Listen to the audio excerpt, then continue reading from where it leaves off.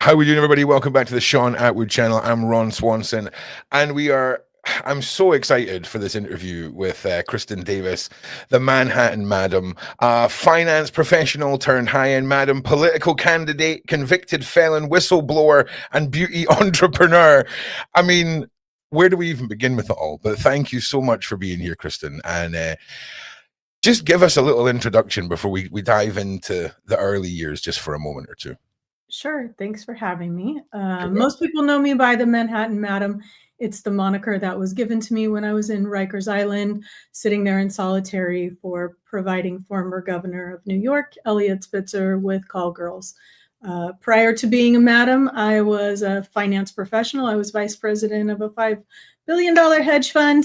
I learned about that industry from the finance bros. But I was arrested, taken out of the game. It was probably one of the more honest industries I've actually ever been in. I'm now in politics. I came out of Rikers very angry that Eliot Spitzer got to go back to his high rise while my life was destroyed. So I ran for political office as a protest candidate, and that sort of launched, a long career dealing with political scandal. Well, there's no shortage. That's right. My business. It's kind of like hairdressing, right? There's always going to be something that needs to get cut. You know what I mean? So my business has been booming for years. Yeah, right. So I just want to say to everybody who's watching, we're still experimenting with the two layouts of the streams. This may look a bit all over the place on the mobile version for the next couple of weeks. So I do apologize. We are trying to make it all look uniformed. If you can't handle that, just come over to the main podcast in the landscape version and you'll be fine. But make sure you like and subscribe. Right. So, Kristin, when someone asks you who you are today, I mean, what's your answer for them? Because I mean, the road you've been down, what path is it you're fully set on in 2025? Oh man, that's a tough question. I've been in politics for 16 years, and when I first started, the grifting was about 20%.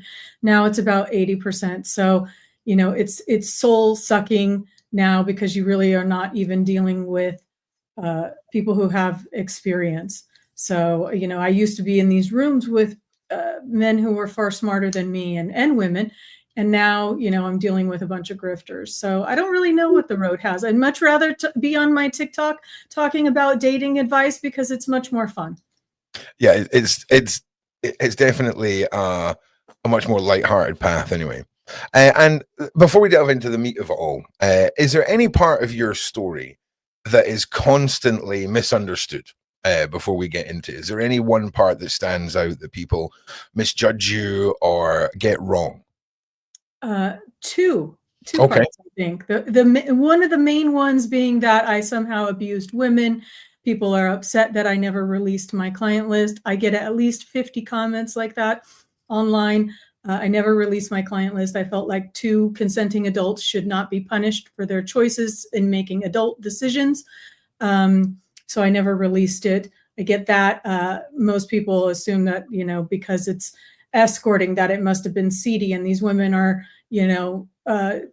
dealing with substance abuse problems, and that's 100% not the case. My agency charged $1,000 to $3,000 an hour. We had a long line of women trying to work for me. So I think that's the first one. There was no abuse of women, and I ran as much as possible, a very pro-women agency.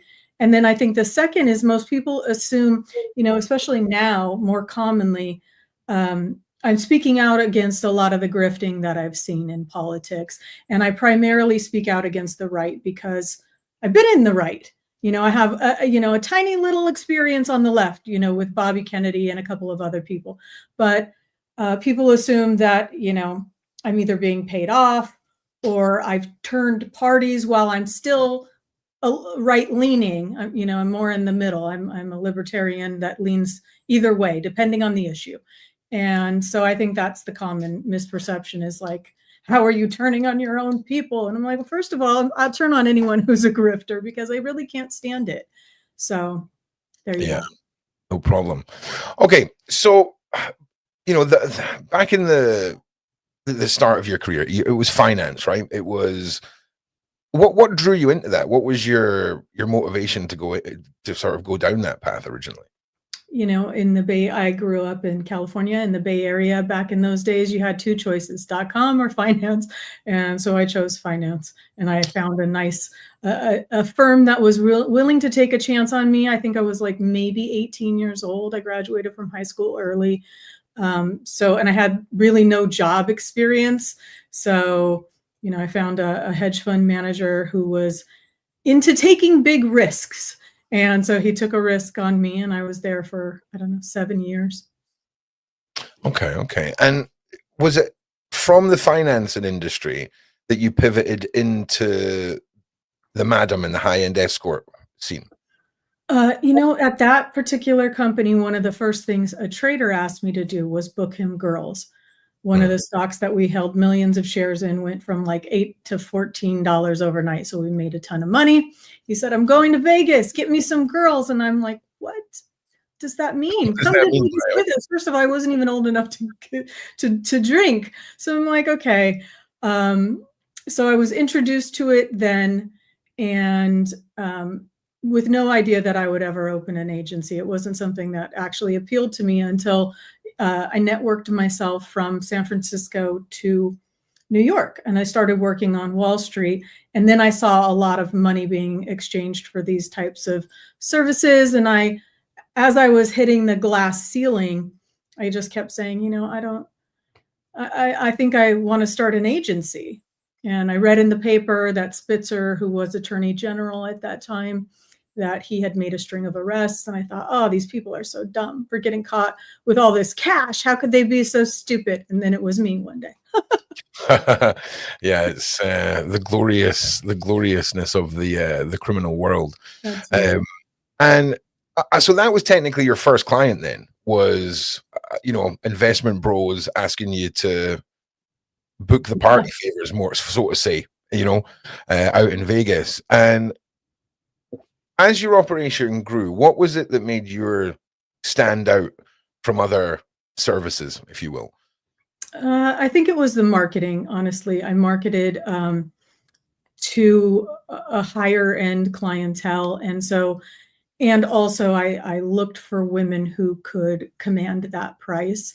So I really had like very famous models, actresses. I mean, I had people that I would sometimes just scratch my head like, I can't believe this girl's working for me. I was in a cab one day going shopping in Soho, and the girl was on the billboard who had been working for me for like 6 months. Wow. And I went, wow. So, you know, and I attribute that success to the way I ran the agency. You know, like I charged a lot of money. I really made the clients feel like they were lucky to get an appointment. And so we had a certain caliber of clientele, and the girls were all very happy. You know, they made, you know, $15,000 for an overnighter. You know, it was on the more glamorous side of that world. Yeah, it sounds like you were selling that lifestyle of exclusivity that these elites and billionaires want to be part of, you know, sitting on a waiting list for your Bugatti for 6 years and paying out 7-8 million. Do you know what I'm saying? The exclusivity is the tax, I would imagine, that That's it. That's it. work. Exactly. And a lot of the people I think that have agencies like that, you know, they're just so money hungry that everything they do is sort of done cheaply. Their marketing, the photos they use are all degrading, and I just wasn't about any of that. Like I had very classy everything, no show, no, not even too much showing of the skin, because I was like, no, this is earned. And it's got to be earned through multiple ways, through both your money and through the way that you're going to treat these girls. And, you know, the people who weren't able to keep up with our standards, they just didn't get an appointment. And I had so much business that I really didn't care. I was happy to turn people away. And you'd mentioned earlier about the pro-women side of it all and keeping people safe. Was there ever any moments where, you know, something had happened that was out of your control? You know, there was a girl in danger, and in a situation like that, if we're talking about the lower end of the escort agency, scary enough, okay? But when you're up at that high end and you've got 6 or 7 privately paid security guards that you've then got to get through to get to whatever's happening, can you take us through a moment like that? You know, I only had one moment in my 5 years in business where there was an issue.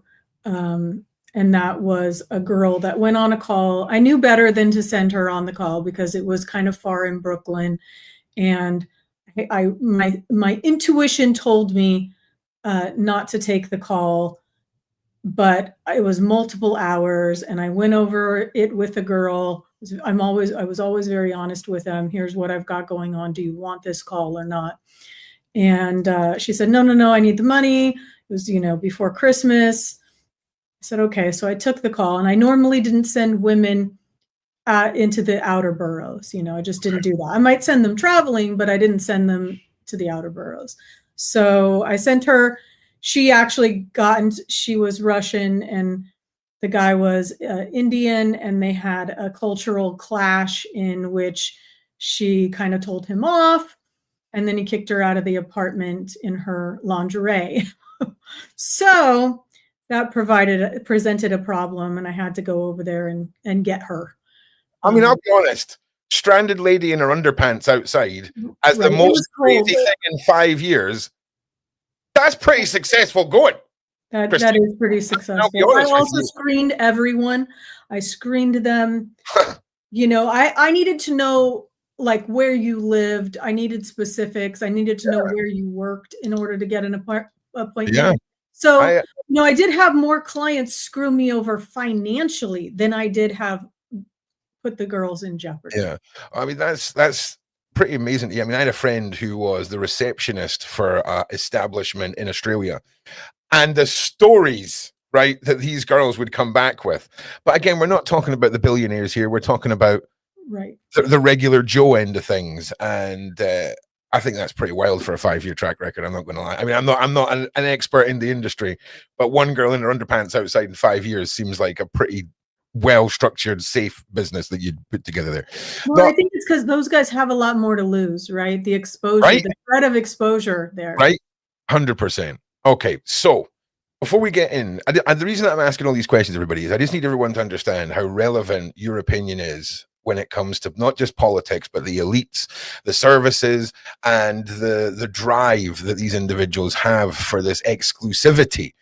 And there's this moral ground, Kristin, isn't there, when somebody who has everything, who has all this money, who wants this exclusivity, is then offered something out with the realms of the law. When we start talking about people on islands and creepy politicians and, the man formerly known as Prince, there's a lot of people that we could throw into the mix here. Before we get into that, things get a bit spicy for you, Kristin, in your story. There was some legal shenanigans that took place and whatnot. And what was it that you would feel like you learned from that whole journey through your arrest and being in prison, like all of that? Like that must have been a lot of time to think and a lot of time to focus on what comes next for you. But what was that whole journey like for you? Yeah, it was a journey in appreciation, learning to appreciate what you have, the small things. I came out of prison with very little money. Today is actually the 10-year anniversary of my release. It's my 10-year freedom date. Oh, well, congratulations. Because I'm not going to lie, you strike me as somebody who went in there with a lot of Gucci and Prada, right? And probably... No, the thing I don't think most people understand about people who, who get arrested, most of us, unless you're, super wealthy, most of us they either take our money and then whatever we have left, we've spent on legal fees to defend ourselves. So, I went in there with no money. I came out with no money and I rebuilt from, I remember one day I had to do 6 months in a halfway house in the Bronx, walking around Manhattan with like $60 to my name, trying to figure out how I was going to rebuild my life. It was a very dark time, yeah, but I did it. Hell yeah, you did. And like I say, I don't want to waste time on going into the background of all that. I'm sure you've discussed it hundreds of times online. We can always have you come back and do the Kristin, the prison stories if people want it or whatever, right? We can do that. Oh, it is traditional on the Shaun Attwood channel though to ask you how the food was in prison. I need to ask you that. It was awful. It was awful. Standard answer. But I bought the contraband food, so I had at least access to a little bit better food. I just honestly, I think you would have had. I just have this persona imagination of you going from this like high-end badass madam into just being a block boss in the federal prison. But that's for the Netflix show, not necessarily for the podcasts. So we're now 2025. The former madam, former felon, former facilitator to the elites is now politically motivated, right? 2010, I believe this is when you started all this, right? What? That's a solid 15 years of kicking some butt politically, right? So let's talk about it. Tell us, because this is again, it's just all tying in with where this interview is going. And tell us about your political journey. Tell us about your main points, what it is your drive and focus was for change. In 2009, I met Roger Stone on a Sirius XM radio show. We did a panel on Spitzer. I knew nothing about politics. He lobbied me to run for office. I said no. He offered me a job. To that, I said yes because I needed the money. And right around that same time, Jalissa Brisman was killed by the Craigslist killer. They made a movie on it. Lifetime, the Craigslist killer. And she used to work for me. And I was very upset over her death and the fact that this man had, dozens of trophies of victims from working girls, and nobody felt comfortable calling the police. So, so that prompted me to say yes to Roger Stone's asking me to run because I wanted to advocate for decriminalization. And then I ran. And then sort of fast forward from there, I created a PR company that did crisis management and, TV and radio bookings for mostly political people because I had just, met so many people, from people who covered my own story, reporters, TV hosts, to the people I met in politics. So it just sort of all came together. I'm the clear indication that your network is your net worth, because I created this network where I was like, people kept coming to me. Can you get me on TV? Sure. Yeah. Easy. Wow. Okay. Yeah. It's the classic tale of who you know, especially when it comes to, I imagine, reinventing your entire persona, right? I mean, you were up against quite a lot of buzzwords that I imagine when you were talking about, decriminalize an industry like that, I imagine there's a lot of religious red tape as well as political red tape that you're up against with all of this, right? Because of the humanity of it all, the morals of it all, Kristin, the morality. It's that. But I feel people back then, back in 2010, before OnlyFans, the world was different. I got so much hatred. And then you fast forward, I feel like, OnlyFans really changed what's considered normal. The fact that someone like me can now be on TikTok. I hit 200,000 followers today. And I just said, wow, like I'm shocked. And the people are lovely to me. So for me, I'm like, it was definitely not the world I experienced in 2010. Yeah. Just because you brought it up, it's an interesting factor because it gets a lot of criticism, that platform, and it says it's encouraged a lot of people and all the rest of it. And I think what a lot of people don't understand is the old business model is if you were a female or a man who wanted to get into that industry, and you've got a producer, a director, you've got the camera people, you've got all of these rights and regulations of ownership of property and regions and all of this. And there was so much predatory activity on the revolving door aspect of young women being used. And this has opened a door up for people to have control over that industry a lot more personally. And, it may cause problems, but the old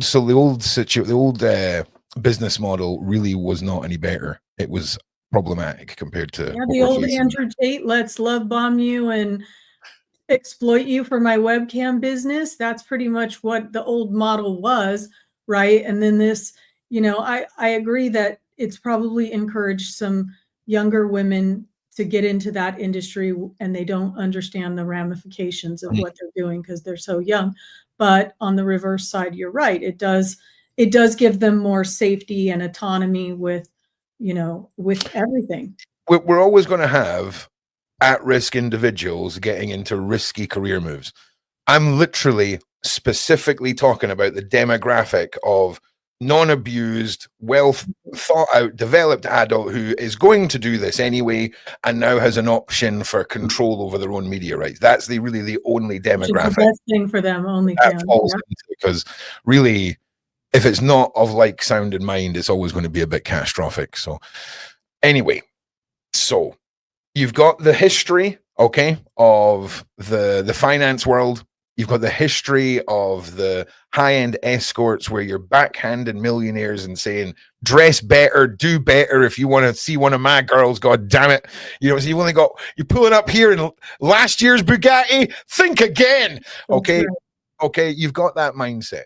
That must open some doors to some pretty powerful, wealthy individuals. Now, we don't have to name names and things like this, but the Epstein files, Epstein Island, the whole controversy. Where is your story tie-in with this? What is your stance with the files, the story, the official stories, all of this stuff? Kristin, take us down that road. I think it's interesting. So I was I was arrested in 2008, right? That was that arrest. And it overlaps me running my business with the overlapping of what Jeffrey Epstein was doing in Manhattan. So, there were a lot of rumors, back then from girls that worked for me, girls that had friends that worked elsewhere. We knew all the goings on of all the agencies and things going on in that world. So there was a lot of rumors. Especially because one of my locations was not far from his building, from the building that the brownstone he owned. So, there were a lot of rumors back then, but no proof of what was going on. Not that you could have maybe done anything about it. So I think that's like the very start of where our worlds probably overlapped. I don't know if we shared any clients in common, because most of my clients were not, to my knowledge, interested in underage women. I did get a call or two from people who were like, what's the youngest girl that you've got? And that was not a client that I wanted. So I just didn't give them an appointment, unless they, I think I didn't even give any of them appointments if they said that. So I think that's sort of where the worlds started, and then I'll say I knew billionaires with my former agency, but I know more billionaires now through politics. And there are two types of billionaires, I think, in my experience. I know at least 25. Okay. And there's the billionaires who came into their money and they do some good things with it and they run their business and they just enjoy their life, right? You have that set of billionaires. Then you have the other set of billionaires who actively use their money to influence political decisions. And I think when I think about them, they're like a 50-50 split. You've got these other billionaires who just go out on their boat and they don't care about anything.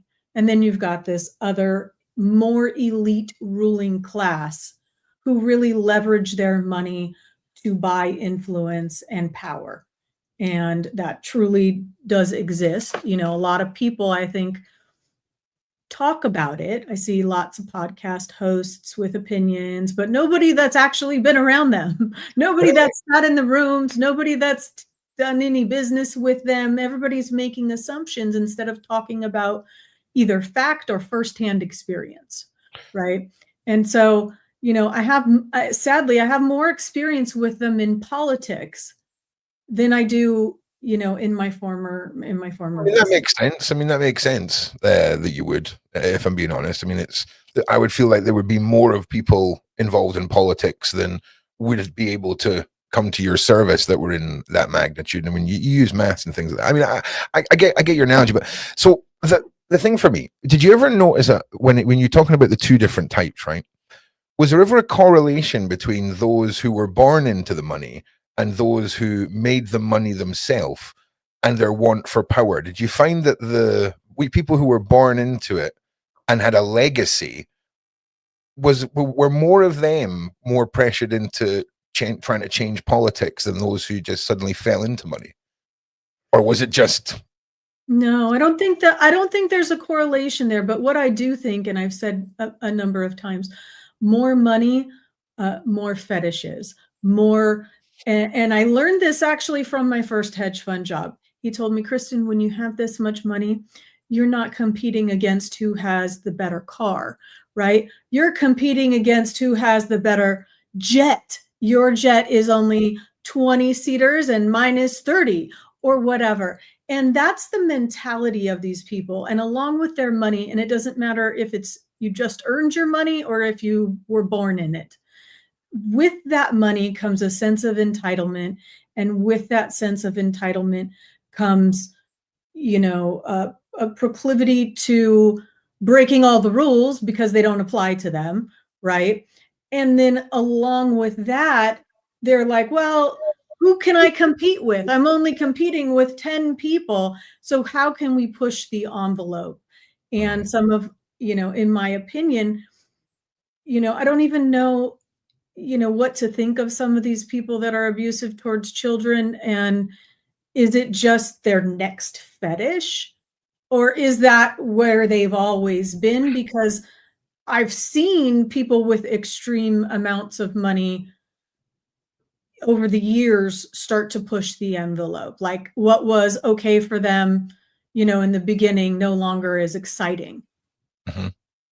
I'm with you. And it's often discussed, people use the term, especially when they're just describing adult content online. People say that people they're drawn to abuse content of children because they've run out of things to watch. No, okay, I'm sorry. There's plenty to watch. When it comes to consenting adult stuff, sure. If you do the same thing for like 3 or 4 years, maybe you're like, maybe it's trying to experiment with something else with a consenting adult, okay? At no point does a normal person go, do you know what? Today's the day. Today's the day. Today's the day. Doesn't happen. So there's this, there has to be this. And when we talk about the yachts, you've got 30, you've got an X amount of yacht, you've got X amount of seats on your plane. Do you think that would apply then to this level of debauchery for people who have been led to it? We'll just give them the benefit of the doubt that they're not just born creepy PDFs and there's some weird Chad boys club. Well, you don't have the balls to do it. You can't afford to do it. Is there an element of that, do you think, to these younger women? And I don't necessarily mean 9-year-olds, right? Do you know what I'm saying? I imagine it would be like teenage. It's still horrible. It doesn't excuse anything. But I imagine that is where the separation is in their head. Well, they look a bit older. Well, they don't necessarily look like a young child. Do you think that is a factor in this? I do. I think it's like you said, the Chad Club. Yep. I think there's an element of that, and I also say this because, when I was arrested, I had to do 2.5 years of probation, right. And because I was running for office while on probation, they would constantly bump me from the regular probation unit to the sex offenders unit. Because they'd see me on TV, I would say something awful about New York government. The next thing you know, I moved into the sex offenders unit. And that unit meant I had to go twice a week. I had to report at 8:30. I had to sit there until someone saw me. Oftentimes I would get there at 8:30 and they would see me at 2:00 in the afternoon. Yeah. And I'm sitting in a room with 200 real life pedophiles. Okay. I'm sitting there. Oh God. It was traumatic and horrible. And I heard many stories because, of course, they all wanted to move and sit next to me and tell the stories. Of course, they wanted to tell each other so that they could see me squirm and be super uncomfortable. So I've sat in rooms with them. I mean, I would have to petition the judge to move me out of that unit. And the judge would be like, why is she in there? She's not a sex offender. What are you doing? Move Miss Davis out. And I would be out for 2 weeks. I'd say something on TV about New York and politicians. And the next thing you know, hey, Miss Davis, we're moving you back here. We think you're high risk. And that's our only high risk department. It was a nonstop cycle for almost a year. So I've sat in the real rooms with them, of the ones that like children, like the young under 10. And that must have been a moment, Kristin, in your life. It was horrific. It was like horrific. solitary. Watching, like, don't trust the people you meet pretty much anywhere, not at the grocery store, not at your church, because that's how they target you. They specifically target single mothers. Correct. They go to the church. Correct. They ingratiate themselves because they all just want to get close to your kid. So don't ever, I mean, I have a 9-year-old. My kid doesn't go around anyone. Yeah. I had a friend who lived in an apartment complex, and the handyman, janitor, gatekeeper guy went on her social media, learned all about who her dad was, passed away in the army, all of this, made up a whole backstory to get close to her, just to get access to her autistic little girl. Oh my gosh. And it's so many people do not think about the parents being the targets. Everyone thinks about the kids. It's the kids. It's crazy how many single mums are groomed into just nightmare scenarios. So it's very, very real. And I just, like I say, that must have been a moment for you. Solitary confinement, prison food, all of that, sure. But sitting in a room with all these people and thinking, I do not belong here. You know, that must have been a triggering moment. And I imagine, after just talking to you, that must have kickstarted something in your mind.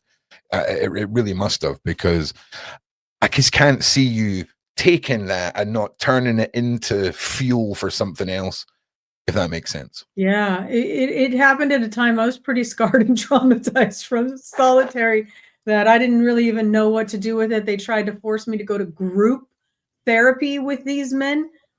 I mean, I was like literally fighting for not to have to be there. And to me, it was just so shocking that they could abuse the system in a way to try to scare me. I feel like I went through a lot of that, abuse of the system. Let's scare you into submission. And that's what politics is about. Now that I've worked at it for 6 years, that's exactly what the system is set up to do. Well, let's dive into that a little bit, because when we talk about billionaires, politics, power, women, islands, jets, all of it, it's painting a scene of exactly what everyone has been waiting for, the release of these files. We were talking about it before the show. I mean, everybody was waiting for the binder that Trump gave, the know-nothing binder that had nothing inside of it. Everybody's waiting. And guess what? Yeah.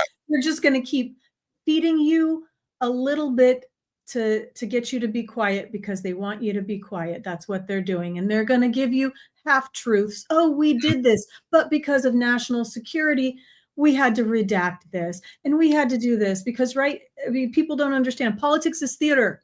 Politics is theater, and they are giving you a show because they want your submission. And if they cared about this, people would already be arrested. If they cared 100%. about this, people would already be arrested, and we would already know they do not care. Well, that is evident in the email dump. That email dump, which we talked about, is your first row seat to how politics actually works. You are sitting there. Don't ignore it. Don't miss it because you had to go pee. Sit in the front row and open your eyes, and you can see that every person, all of these elected officials on both sides, were corresponding, taking guidance from Jeffrey, asking his advice. Yeah. Because of the amount of money that he had. They wanted him as a donor. They were willing to overlook. He was arrested in 2006. Why are you communicating with him now? Everybody knew it was hidden in plain sight, and they just didn't care. And The fact that people are still waiting for more confirmation.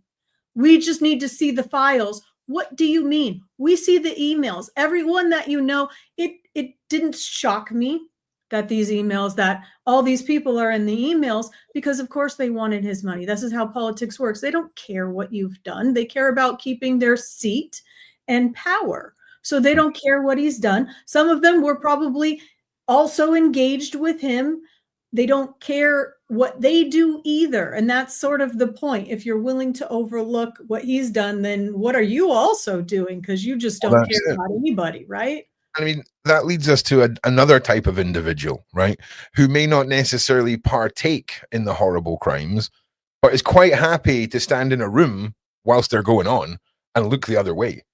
And there's levels to the Epstein list. And I just want to say, if we're talking about the full Epstein list, it's like 500,000 documents or something like this, right? It's a lot of documents.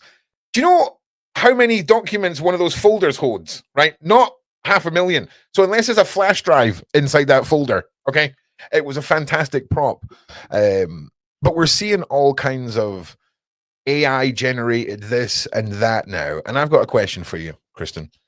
Do you think the timing of the release of this at a point in time where we are questioning everything we see and hear on the internet, do you think that was by design for what could have been leaked in an audio sense? Because we've seen a lot of stuff come out, a lot of people saying AI generated this, that, the next thing. And it got me thinking, what a perfect time to release a whole bunch of files and then hope to God that everyone assumes everything is AI, because that's what we're getting programmed to think now. I don't think it's intentional. I think this is another example of the government just kicking the can down the road as long as they possibly can without doing anything, just like they've done to the housing market and the economy and all the stuff. I think I don't think it's intentional, because I honestly don't think they're that, a lot of them are that smart.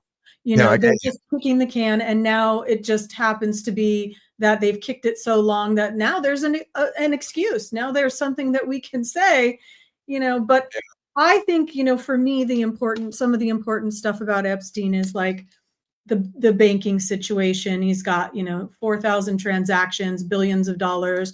How many, as someone who, had a 7-figure bank account and was in an illegal industry, I can tell you I was scrutinized, right? I had a private banker. They questioned these wire transfers. They did certain things.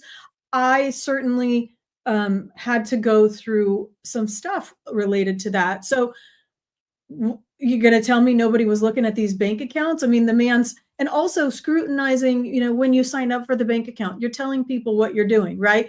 I was telling people, I had many corporations that I owned because I took most of the bulk of my money on credit cards, right? So I had to go through the bank. I wasn't doing cash. Nobody's got $15,000 for an overnighter just hanging out in their hotel room, right? Well, this is... When you put it that way, it makes sense, right? It really does. So I had to take credit cards. I had to do everything that required banking relationships. And so they were constantly scrutinizing my transactions and the credit card receipts and all these things. And so I know they must have been doing the same for him. They just overlooked it. They just didn't care. And, for me, I used to be in finance. I used to handle all of our compliance. I did all of our SEC filings for the hedge fund, right? So I understand compliance. And I went on the Edgar database, okay? That's where you look for the financial transactions. I went on the SEC's Edgar database myself, looking for Epstein, because if you're saying you're a portfolio manager, even if you have private accounts, you had to file something at some point in time, whether it's for your company, or if you have a certain amount of cash, then you probably purchased beneficial ownership in a certain company through the stock accumulation. So he would have had to file like a 13D or G, all these filings. So I'm like, there's something in here. I'm going to see something, right? People with money have to file saying they own over 5% beneficial ownership of a stock's outstanding shares. If you had $1 billion, you probably do own over 5% of something, right?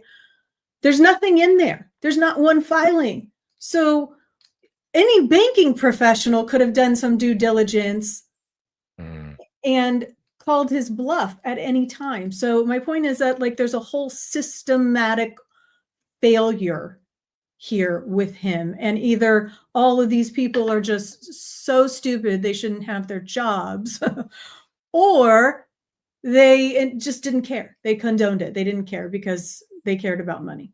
Mm. It's frightening to think where we're heading in 2025, going into 2026. The faith that humanity has around the world, I think, in politics is dwindled to the lowest point it's ever been, especially over in the UK. It's an absolute farce here right now. We have got French tourists, okay, illegal French tourists that come over on little boats, and it's getting a bit mad. But that's a whole other situation. Now, what I want to ask you, right, is it mainly, was it in the madam sense of things?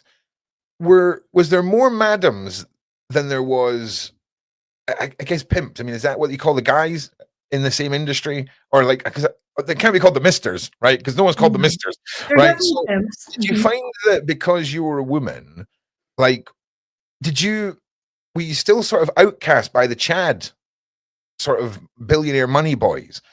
Was there that sort of level of you won't ever sort of be who we are or get to where we are mindset?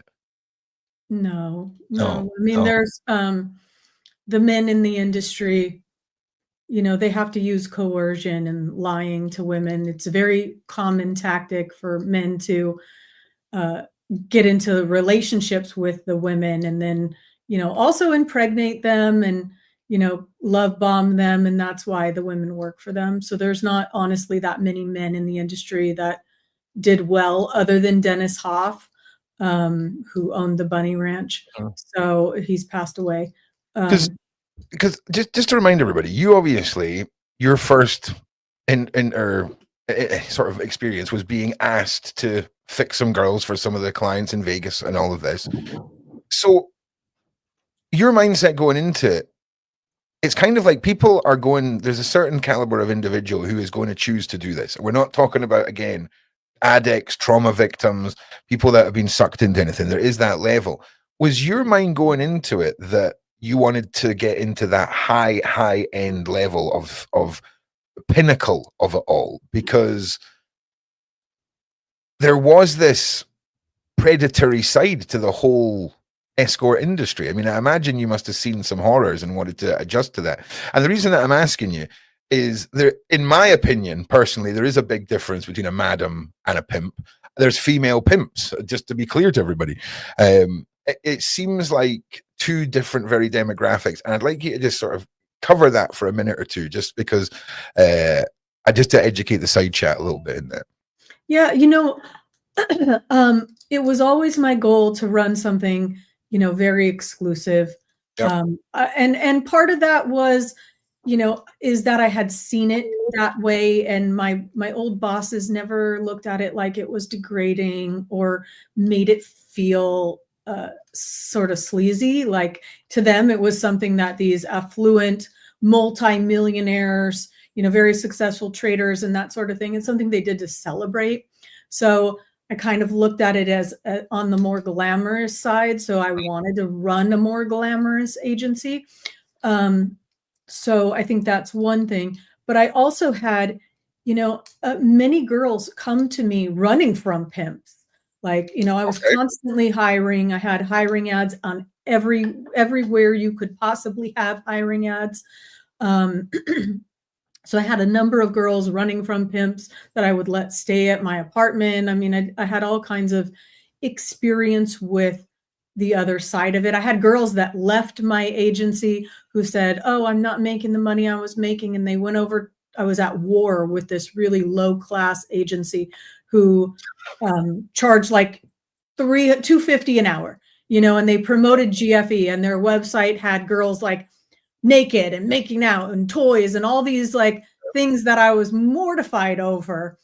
And I had, two girls actually leave to go over there. And one of them called me from Boston, like had been, raped by a client and needed to, and they took her ID and she was stranded. And I saved her. So, you know, I've seen the dark side, and, you know, those agencies that promoted GFE, for those that don't know, girlfriend experience, a lot of times that means doing things your girlfriend would do, which, depending on the agency, could be super unsafe or just mildly unsafe, but it's the unsafe. Wait. Girlfriend experience is the code for the unsafe stuff. It is. What is going on with girlfriends? Like, I don't understand. Your girlfriend's going to make out with you. Your girlfriend's going to do unsafe things, right? Because she's your girlfriend. So it's the code. On the very beginning of that, for the people who just, you know, I don't know, they try to act like, oh, it's not all the unsafe stuff. Okay, yes, it is. It is, because that's what clients think. And now you're putting that girl in a sketchy situation because the client has expectations of her. And if his expectations are not met, he could become violent. And I never promoted these things. If people called and said, is it GFA? I would say, absolutely not. I can't make a promise for a girl like that. I can say that if you have developed a relationship with her, that'll be between you and her to figure out. But I'm not going to go and offer something that I don't feel comfortable offering for someone else. Okay. Well, see, you don't know if you don't ask. It's interesting when you peek behind the curtains of worlds that you just don't know about, you know, because you hear something like girlfriend experience. You wouldn't, I mean, I imagine that would just be like, you know, when you get home at 6:30, you put a pizza in the oven, you have a little argument, you put on your Rudies, you sit on the couch, bash out some Netflix, and both pass out. I mean, that sounds like reality of a girlfriend experience to me. Do you know what I'm saying? So, but listen, I know you're very pushed for time, and sadly, we did have a mix-up with the links this morning, sending them out to you today. So I just want to make sure that we cover all of the points, and if you've got any other points that you want to just sort of mention before we get close to the top of the hour here, Kristin, that we've not covered. No, I think we've covered a lot of stuff. And well, look, I'll be honest, after this initial conversation, there's a whole bunch of other conversations that I would love to have with you at another date. I'll see if Sarah can set that up for us. And your links are in the description. And what's next for you? I mean, the politics is obviously where you're at. Anything that you want to plug, anything that you want to say, let us hear it. If people want to see more of me, you can go on TikTok under the @ManhattanMadam. I mostly do dating content because it's fun and it's safe. Hell yeah, absolutely. And beauty stuff too, right? I mean, I talk a little bit about the beauty stuff. I tried to share my experience testifying for the J6 committee, and it was heavily censored. So now I'm not sure if I'm going to do any more political content. Oh, on TikTok? No. Heavily censored on everything. No. All you can do is go on TikTok and say, I know politics exists, and that's okay. That's about the level. But I think people would love for you to come back and do a Q&A at some point. I can see everybody's freaking out with questions. I do apologize. We ran out of time. I usually do 10 minutes at the end, but we had to mix up with the links and things like this. So I'm sure Kristin will come back. So everyone who's got a question, just hold on to it. And thank you so much for giving up your time. It's been a really interesting conversation, and hope to see you again. Everybody, thank you for being here. Please like and share, subscribe, all of that good stuff. Thank you to the Shaun Attwood channel. Thank you to the mods, the admins, and all of the team. And we'll see you on the next one. Kristin, have a wonderful evening, and we'll see you guys back here.